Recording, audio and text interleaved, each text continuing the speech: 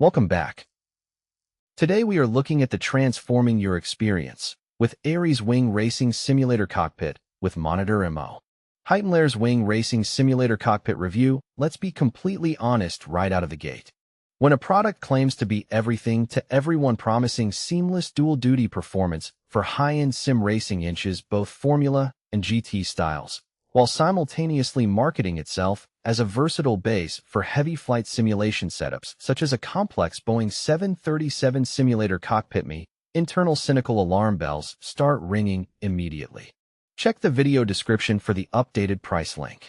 Inches the highly competitive world of simulation hardware. The adage jack of all trades, master of none, is usually an unyielding golden rule.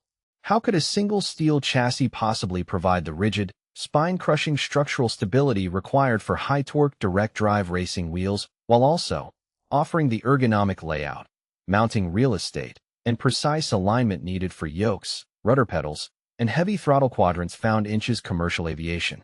I approached the ARES Wing Racing Simulator Cockpit with monitor mount and seat with a remarkably healthy dose of skepticism, fully expecting a wobbly, overpromised, under-engineered compromise that would rattle itself to pieces during my first heavy braking zone or steep banking maneuver.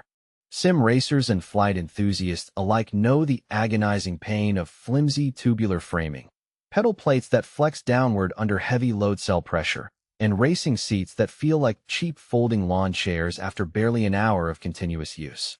The online market is completely flooded with shiny marketing gimmicks that look breathtaking, digital renders, but crumble the second you bolt on an expensive wheelbase. So, when the heavy boxes for the ARES Wing arrived at my door, I inspected every piece of metal looking for structural shortcuts, cheap bolts, and design flaws. What I discovered over weeks of relentless testing, however, forced me to completely reevaluate my initial assumptions. Let's dive deep into this exhaustive, critical review. Opening up a simulator rig package is rarely a joyful experience. It usually involves sorting through a mountain of oily steel tubing, mismatched hardware bags, and instruction manuals written by someone who has clearly never built a rig inches their life. My initial impression of the ARES Wing packaging did little to soothe my skepticism. The boxes were dense, heavy, and packed tight with components. Sorting out the hardware required a dedicated workspace, and I immediately realized that attempting this build alone would test my patience. The assembly process itself is methodical. You are dealing with heavy-gauge carbon steel, meaning each structural component carries significant weight. While the instruction manual provides clear illustrations, certain sequences require a second set of hands, particularly when aligning the main upright supports and bolting down the heavy-duty monitor mount.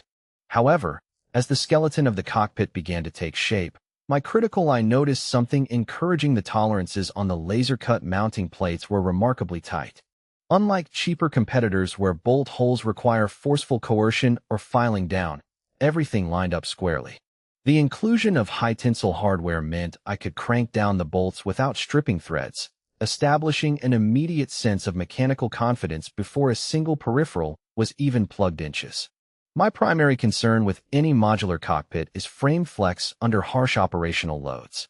If you are operating high-end gear from brands like Fanatec, Thrustmaster, Logitech, or Moza Racing, the last thing you want is your steering column or monitor mount vibrating violently every time you clip a rumble strip, catch a slide, or execute a sharp crosswind correction.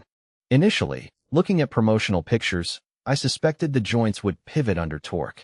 Check the link in the description to get yours today.